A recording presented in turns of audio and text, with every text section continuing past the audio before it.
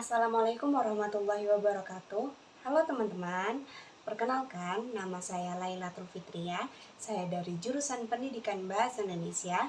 Baiklah, di sini saya akan menyampaikan sebuah dongeng guna untuk memenuhi mata kuliah pembelajaran berbicara. Judul dongeng yang akan saya sampaikan adalah Keong Mas. Mari kita saksikan bersama-sama.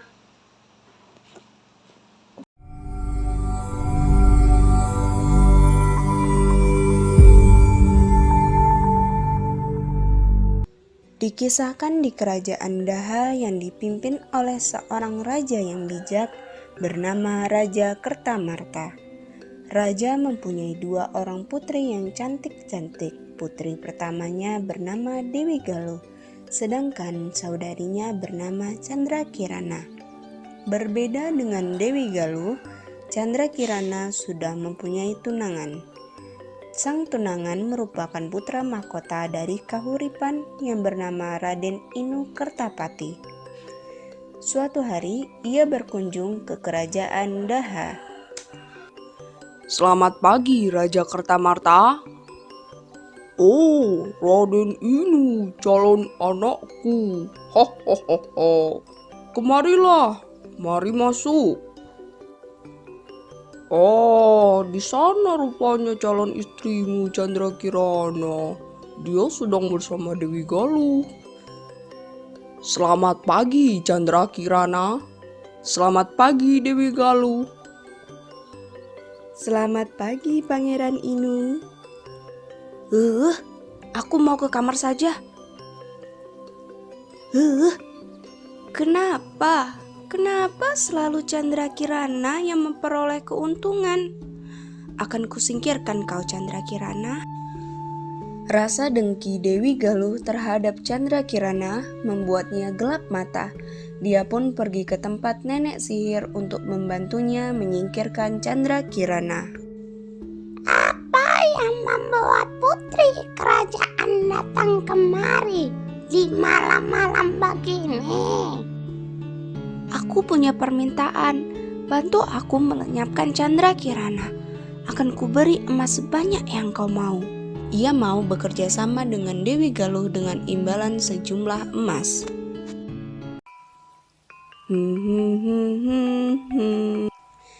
Hei Candrakirana. Oh hai kak, lihatlah kemari. Ini bunga yang dulu kita tanam. Siapa nenek itu kak? Kukutuk engkau menjadi seekor keong. Tiba-tiba, sekujur tubuh Candrakirana diliputi asap tebal. Ketika asap menghilang, terlihat Candrakirana telah berubah menjadi seekor keong emas. Kutukan ini akan hilang jika kau bertemu dengan tunanganmu. Sebelum itu terjadi, enyahlah dulu kau. Akan kuceritakan pada ayah kalau kau telah menghilang.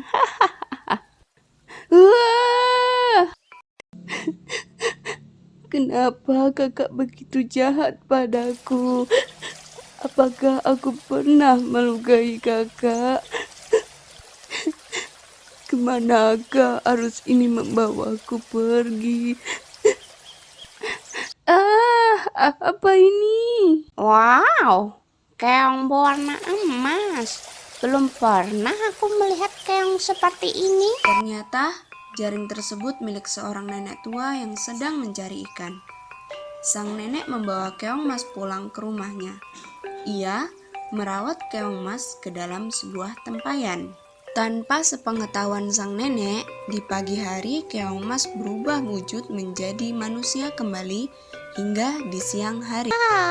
Tak terasa hari sudah siang. Aku belum menyiapkan makan untuk nanti sore. Sang nenek pun pulang ke rumah. Betapa terkejutnya ia, karena di meja sudah terhampar berbagai masakan yang enak-enak.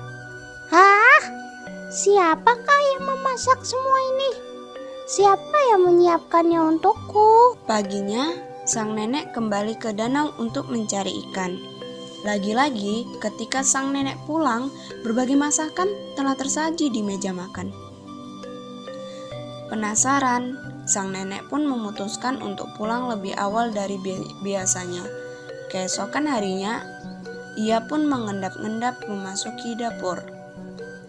Terdengar suara seseorang sedang memasak.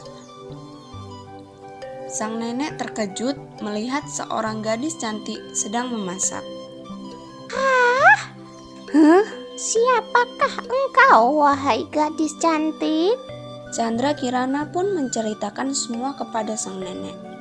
Ia juga bercerita kalau kutukannya akan hilang sepenuhnya jika ia bertemu dengan tunangannya, yaitu Raden Inu. Entah kapan kutukan ini akan berakhir, Nek. Sabarlah, Nak Kirana. Berdoalah terus. Suatu saat doamu pasti akan terkabul. Sementara itu, di kerajaan Daha, Raden Inu berniat mencari tunangannya. Ia berpura-pura menjadi seorang rakyat jelata. Tenanglah Raja, akan kucari Chandra Kirana ke seluruh pelosok negeri hingga ketemu. Dengar Raden Inu berniat mencari Chandra Kirana, Dewi Galuh memberitahukan hal tersebut kepada nenek sihir. Lalu sang nenek sihir berubah menjadi seekor gagak hitam. Ia terbang mencari Raden Inu. Raden Inu yang dalam perjalanan mencari tunangannya, tiba-tiba dikejutkan oleh datangnya seekor gagak yang bisa berbicara. Ke kiri, ikuti aku. Hah? Gagak itu bisa berbicara. Mungkin dia bisa menjadi petunjukku untuk bertemu dengan Chandra Kirana. Raden Inu pun mengejar gagak tersebut. Tanpa sepengetahuan Raden Inu, sang gagak jelmaan nenek sihir sebenarnya justru menjerumuskan ke arah yang salah. Di perjalanan, langkahnya terhenti ketika melihat sang kakek tua yang duduk di bawah pohon. Ia terlihat lemas. Kek, apa kau baik-baik saja? Kau terlihat begitu pucat. Aku sudah tidak makan berhari-hari, anak muda. Ini Kek, makanlah sebagian bekalku. Aku membawa cukup bekal. Terima kasih, anak muda. Sembari makan, Raden Inu menceritakan semua pada kakek. Raden Inu juga menceritakan bahwa ia mengikuti gagak yang bisa berbicara tersebut. Tanpa diduga, sang kakek mengayunkan tongkatnya ke arah sang gagak. Gagak pun terjatuh. Gagak yang terjatuh berubah wujud menjadi nenek sihir dan lenyap begitu saja. Ternyata sang kakek itu adalah orang yang sakti. Ia memberitahu kalau gagak itu jelmaan nenek sihir yang jahat. Ia juga menyuruh Raden Inu untuk mencari Chandra Kirana di desa Dadapan. Ketika sampai di desa Dadapan, ia berhenti di sebuah rumah pondok untuk meminta air minum. Ketika hendak meminta air minum, betapa terkejutnya Raden Inu. Ternyata ia berhenti di rumah seorang nenek yang merawat keong emas. Chandra Kirana dan nenek tampak kaget sekaligus gembira melihat sosok Raden Inu. Perjumpaan Raden Inu dan Chandra Kirana membuat semua kutukan Chandra Kirana sirna. Mereka kembali ke kerajaan Daha. Chandra Kirana menceritakan semua kepada ayahnya. Takut akan mendapatkan hukuman, Dewi Galuh segera melarikan diri dari kerajaan Daha dan tidak pernah kembali lagi.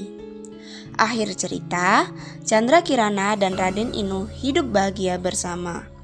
Sang nenek yang telah merawatnya ikut juga diboyong ke istana. Nah, itulah tadi sudah sama-sama kita dengarkan dongeng mengenai keong emas. Nah, di dalam dongeng tersebut terdapat amanat, yakni kita tidak boleh menyimpan rasa iri dan dengki, karena iri dan dengki adalah perbuatan yang tidak baik. Dan ingatlah untuk selalu berbuat baik kepada siapapun. Nah, di dalam contoh perbuatan baik ini, kita bisa menerapkannya dalam kehidupan sehari-hari, yaitu seperti bersikap sopan santun kepada orang tua, saling menyayangi saudara, menghargai sesama, dan menghormati yang lebih tua. Semoga dongeng yang saya sampaikan bisa bermanfaat. Mohon maaf atas kesalahan yang saya perbuat. Saya akhiri dengan wabillahi taufiq wal hidayah. Wassalamualaikum warahmatullahi wabarakatuh.